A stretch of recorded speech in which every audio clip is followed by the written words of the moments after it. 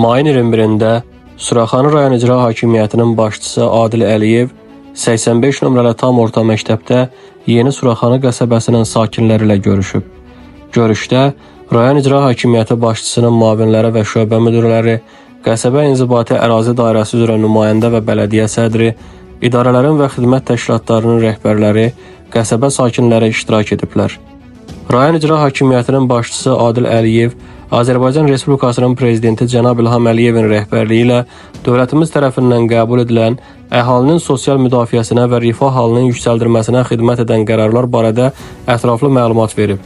O qeyd edib ki, missiyamız hər bir vətəndaşın problemini yerində öyrənmək, onları dinləyərək təklif və müraciətlərini nəzərə almaq, eləcə də problemlərin həll yollarını birlikdə tapmaqdır.